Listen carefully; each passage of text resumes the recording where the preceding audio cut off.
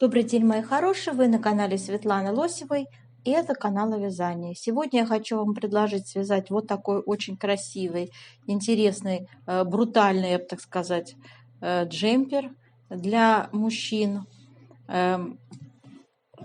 Интересным, несложным узором вертикальным. Вот здесь узор у нас будет переплетение 4 петель то направо, то налево, но узор довольно несложный. И вы это поймете, когда мы начнем его вязать. Я вам вот сейчас увеличиваю, да, смотрите. Вот так он выглядит в увеличенном виде. То есть это довольно-таки очень распространенный в аранском вязании прием. То есть переплетаем направо-налево, и получается вот такой замысловатый, красивый, симметричный узор. Схемы я не нашла, и я ее нарисовала, девочки. Я нарисовала эту схему. Теперь в целом по джемперу, значит, спинка и перед у нас вяжутся одинаково. Видите, по низу идет планка резиночкой 2 на 2. И по рукавчику тоже. Двойной такой у нас получается планка двойная по вырезу горловины. Но можно и одинарную сделать, это не обязательно, да? Идет сочетание узора с вот этими красивыми переплетениями и скрещенной лицевой петли на фоне изнаночной глади. По рукавчику только по центру идет красивый наш узор с переплетениями. Далее идут, как видите, просто такие полосочки со скрещенными лицевыми на фоне изнаночной глади. Да? То есть это вот так. Ну, в общем-то, не будем долго на эту тему беседовать. Джемпер, кому понравился, давайте я вам сейчас схему покажу, выкройку покажу. Вот, мы примемся вязать с вами узор, рассчитаем плотность. Я подобрала пряжу хорошего качества и недорогую, такой, знаете, бюджетный вариант. Думаю, что многим понравится. Средней толщины будет пряжа, то есть не толстая, не тонкая. Вы сами видите, что джемпер связан из пряжи не толстой, но и не тонкой, да, то есть он не просвечивается. И пряжу я тоже постаралась вам подобрать такого серого цвета. Здесь вот видите, он немножечко такой, цвет идет в сторону зеленцой немного, да, но серый тоже будет хорошо смотреться. Думаю, что и пряжа многих из вас удовлетворит, она недорогая. Так, мои хорошие, приступаем. Значит, смотрим пряжу, спицы и далее схему узора. Вот так выглядит наш узор, девочки, смотрите. Интересный довольно образец, несложный узор, очень эффектно смотрится. Вяжется на одном дыхании узорчик. Вот эти переплетения очень эффектные, очень интересные. Как вязать, я вам подробно показываю. Я считаю, что это прям вот идеальный вариант для мужского джемпера. Красиво, эстетично и несложно. Вот. Ну и пряжу, которую я очень люблю рекомендовать, выглядит как Alize Lana Cotton. Это турецкая пряжа хорошего качества. Цвет у нас серенький такой. И вот здесь у нас 50 грамм, метраж написан 150 метров. Состав тоже очень хороший, 26% шерсть, 26% хлопок и остальное акрил. Хорошей скрутки пряжи, всегда ее рекомендовала в том году и в этом. Спицы рекомендую 3,5 использовать для такого красивого варианта узора. Так, схема есть, и мы сейчас на нее внимательно посмотрим. Я ее нарисовала сама, срисовав с модели, прямо вот с модели этого мужского джемпера. Вот так выглядит наша схема, которую я от руки нарисовала. Значит, 22 ряда у нас раппорт узора составляет и 8 петель в ширину. Это наша рельефная, получается, рельефный мотив. Посмотрите, здесь идут переплетения, как я и говорила, 4 петель по 2 петли то направо, то налево. Смотрите, вот это переплетение с верхней вот этой планочкой, это направо. И зеркально с верхней планочкой в левую сторону, это налево переплетение идет. Вот. И, собственно, все. Переплетаем мы либо лицевые петли, или вот здесь мы, видите, заменяем. В 13 ряду будьте внимательны, когда будем вязать. Здесь идет переплетение лицевых и изнаночных петель.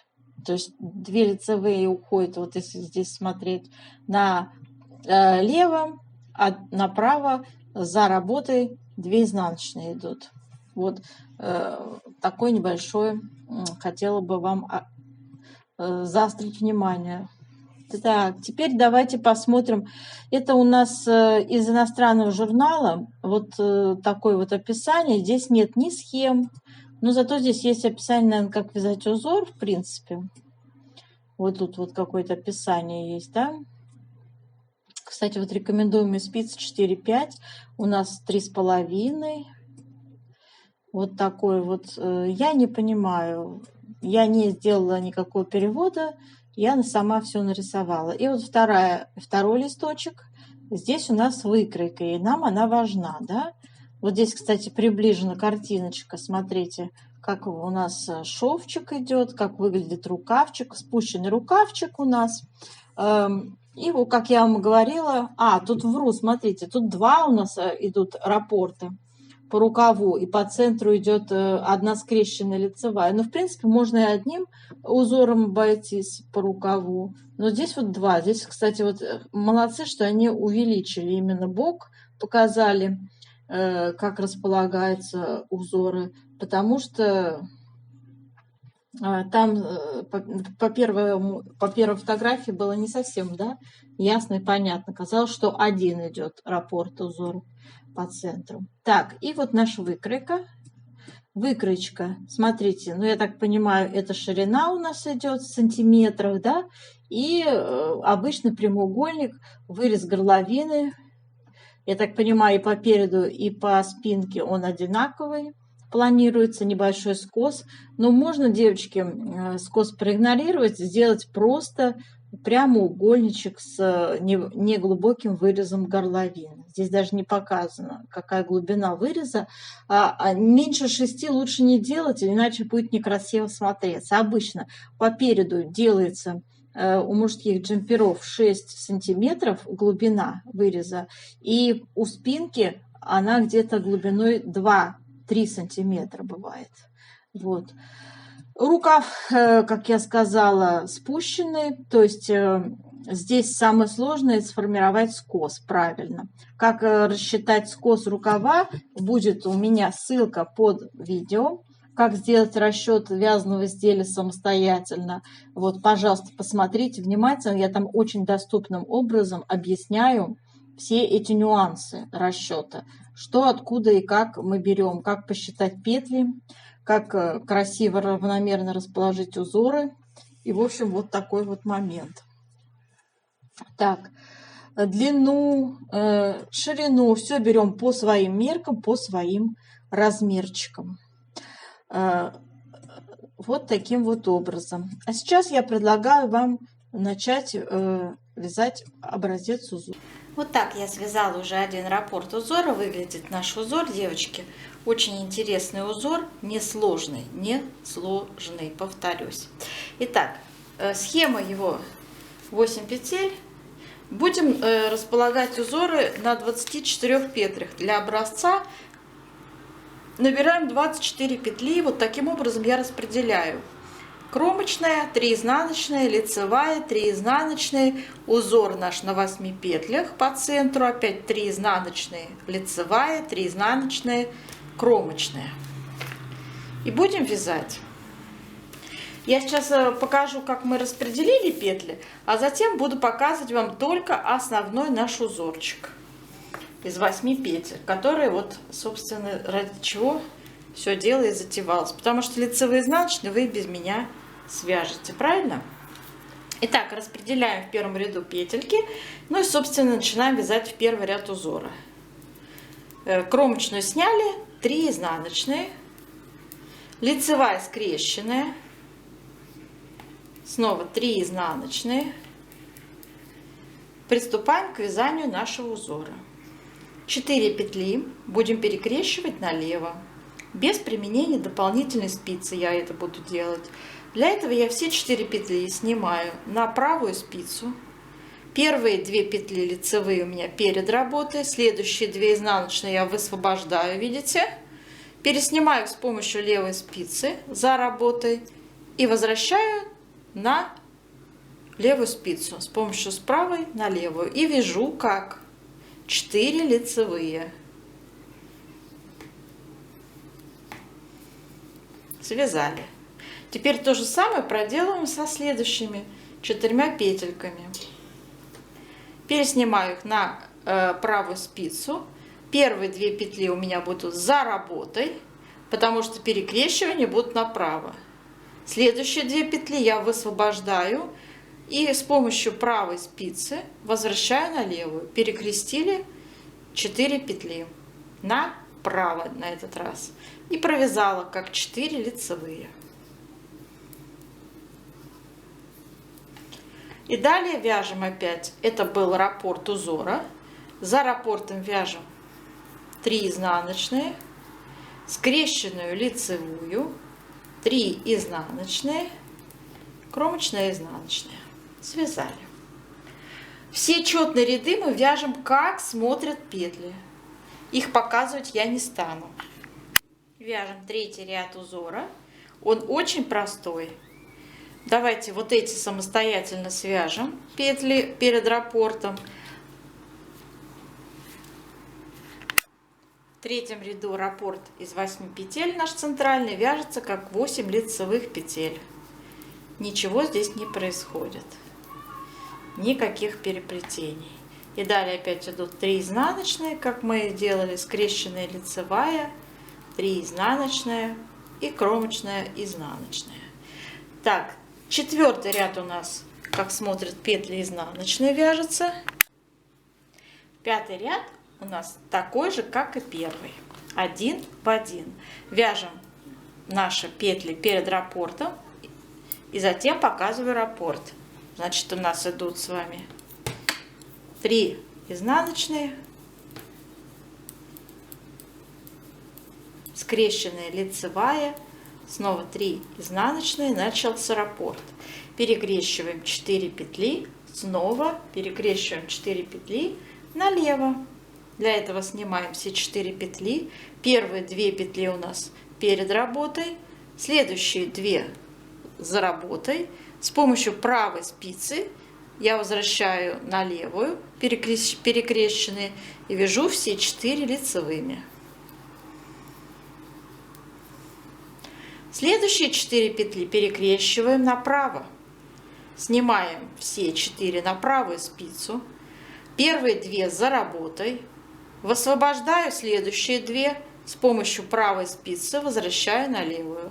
И все 4 петли провязываю лицевыми.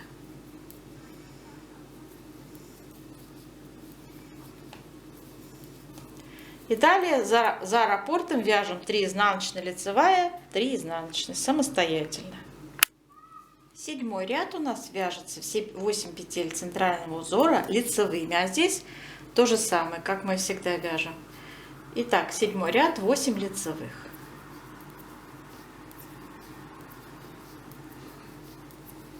Связали раппорт узора, и за раппортом у нас 3 изнаночные, скрещенная лицевая, 3 изнаночные и кромочная. 8-й ряд вяжем, как смотрят петли. 9-й ряд внимательно. Сейчас будем перекрещивать 4 петли в раппорте направо. Мы это уже умеем делать. Да? Мы снимаем 4 петли на правую спицу. Первые 2 за работой у нас. Высвобождаем следующие 2. И с помощью правой спицы их возвращаем на левую. Все. И все 4 вяжем лицевыми. 1, 2, 3, 4. И далее следующие 4 петли перекрещиваем налево. Это тоже мы умеем делать. Снимаем все 4 на правую спицу. 2 первые у нас перед работой. Следующие 2 высвобождаем за работой. С помощью правой спицы возвращаем их уже в перекрещенном состоянии на левую. И тоже 4 лицевые вяжем. 1, 2, 3, 4. Видите, как просто вырисовывается уже какая красота, правда? Ну и все, за раппортом у нас 3 изнаночные, скрещенная лицевая, 3 изнаночные, кромочная, изнаночная. Так, 10 ряд мы вяжем, как смотрят петли. 11 ряд мы вяжем, как смотрят петли. И в раппорте это 8 лицевых. Вяжем 11 ряд. То есть у нас идут 3 изнаночные, скрещенная лицевая, снова 3 изнаночные. Раппорт состоит из 8 лицевых. 1, 2, 3, 4, 5, 6, 7, 8. И далее за раппортом опять 3 изнаночные, скрещенная лицевая, 3 изнаночные, кромочная, изнаночная. 12 ряд вяжем, как смотрят петли. 13 ряд у нас с вами будет такой же, как мы только что провязали. Очень похожий. Перекрещиваем первые 4 петли направо. Снимаем все 4 на правую спицу. Первые 2 у нас за работой. Следующие 2 перед работой. Вот таким образом их поменяли местами. Провязали как 4. И вот смотрите, внимание. Провязали как 2 лицевые. Девочки, важно, 2 изнаночные. Это важно. Вот. Именно здесь вот это важно. Следующие 4 петли мы перекрещиваем налево.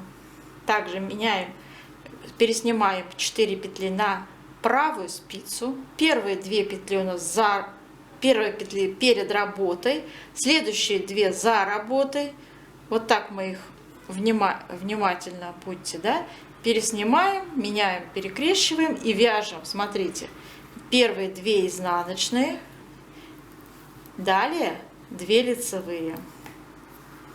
Вот так перекрестили. Это исключение из тех моментов, которые мы с вами вязали, но это важное, очень важно. Дальше. И за раппортом у нас идут 3 изнаночные, скрещенная лицевая, 3 изнаночные, кромочная, тоже изнаночная. 14 ряд вяжем, как смотрят петли. 15 ряд очень простой. Смотрите, девочки, по схеме 15, 17, 19, 21 ряды, они одинаковые. То есть они как 15 вяжутся. Я вам показываю сейчас 15, а далее 17, 19, 21 вы вяжите самостоятельно. Они одинаковые. И повтор раппорта у нас начинается снова с первого ряда. То есть раппорт вот составляет у нас вот эту схему. Мы ее провязали. Потом повторяется. Показываем. Значит, ну эти у нас идут 3 изнаночные, скрещенная лицевая, снова 3 изнаночные. И вот наш раппорт. Мы его вяжем как 2 лицевые, 4 изнаночные и 2 лицевые опять. Все. Раппорт связан 15 ряда. Далее за раппортом 3 изнаночные, скрещенная лицевая, снова 3 изнаночные, кромочная тоже изнаночная. Вот, значит, все это вы узнали. Самостоятельно вяжем сейчас, да, до 22 ряда, и затем повтор идет с 1 ряда. Все. Наша задача сделать влажную тепловую обработку, померить плотность узора, и дальше уже расчетная часть. Итак, девочки, влажную обработку мы делаем с помощью горячего пара. Смотрите, не разглаживаем мы это все дело, а именно горячим паром. То есть я не отутюживаю, нет. Я это все без соприкосновения с полотном стараюсь сделать. Меня только интересуют вот эти крайние петли, их надо тоже распрямить. Так, а сам вот этот рельеф, не надо его трогать. Все, распрямили, потянули. Он влажный, податливый, потянули как можно. Возможно это. Не переживайте, после того, как он высохнет, он встанет все на свои места. Давайте еще здесь с этой стороны отпарим края, чтобы они эффектно смотрелись хорошо. Все. Итак, пусть наш образец сохнет. Так, девочки, давайте плотность измерим. Образец наш высох. Мы с вами прикладываем ширину, измеряем вязаного полотна. У меня 11 сантиметров. Мы 24 петли использовали. 24 петли поделить на 11 сантиметров. Получается циферка, ну, практически 2,2, да? Давайте все-таки так и запишем. В 1 сантиметре у нас плотность 2,2 петли. И по высоте тоже рассчитывается плотность. Для этого берется длина нашего связанного образца и считаются ряды. 17 сантиметров длина. И сейчас мы ряды смотрим, сколько здесь рядов я посчитаю конкретно по моему образцу. Конкретно в моем образце здесь получается 41 ряд. И мы 41 делим на 17 сантиметров. 41 делим на 17 сантиметров, получаем циферку 2,4. Это плотность по вертикали. Запишем также, что у нас в 1 сантиметре 2,4 ряда умещаются. Эти цифры вам понадобятся в расчетах. Это очень важные цифры. Про вертикальную плотность хочу сказать, зачем мы ее считали. Дело в том, что после того, как мы постираем образец, вообще, когда мы стираем вязаное полотно, вязаное изделие любое, оно у нас, как правило, вытягивается, да, сильно вытягивается. Чтобы этого избежать, мы его заранее, вот когда связали, помните, да, влажную тепловую обработку, то есть мы его намочили, потянули в разные стороны, положили и дали естественным условиям ему высохнуть. Вот. И после этого уже мы сделали вот эти измерения. Теперь каждую величину по ширине, по выкройке, вы умножаете на плотность по горизонтали. Это 2,2 петли, да? То есть, предположим, у вас ширина спинки 50 сантиметров. Вы берете 50 сантиметров и умножаете на 2,2. И получаем 110 петель. Девочки, вам надо узнать количество петель. Вот, пожалуйста, это петли, которые вам понадобится набрать. По вертикали это мы будем определять ряды, которые вам понадобится связать. Предположим, от низа изделия до проймы у нас величина будет там, ну, предположим, 35 сантиметров. Да? 35 сантиметров мы умножим с вами на плотность, которую только что посчитали по вертикали, 2,4. Мы получим 84 ряда. Это величина, которую вы будете реально вязать от начала изделий до проймы. То есть не сантиметрами вы будете мерить, девочки, а уже рядами. То есть мы сюда включили понятие нашей вертикальной плотности. И без нее никак обойтись теперь нельзя, чтобы изделие не вытянулось. То есть любую величину мы переводим с помощью плотности в петли и в ряды. Понятно, да? Так, ну, в принципе, все, что я хотела, я вам рассказала. Под видео будет ссылочка на то, как правильно сделать расчет вязаного изделия. Поскольку выкройка у нас очень простая у нашего джемпера мужского, просто простые прямоугольники, поэтому вы без труда, вот по той технологии, которую я вам сейчас рассказала вкратце, сделайте самостоятельно, и петли посчитайте, и ряды, и самостоятельно свяжете этот узор. Я считаю, что узоры для новичков не подходят, то есть какой-то опыт вязания, тем более вот этих кос, переплетений должен быть уже у мастерицы, которая возьмется за такое изделие, за такой джемпер. Поэтому и я уверена, что и вязать вы умеете, и без меня вы расчет все сделаете. Моя задача была нарисовать вот эту схему, потому что ее нигде нет. И в самом журнале, как вы поняли, ее нет. И я ее вам нарисовала для удобства, чтобы вам было легко и комфортно вязать, мои хорошие. Теперь я желаю вам удачи, до новых встреч. Думаю, что этот джемпер будет радовать ваших любимых мужчин.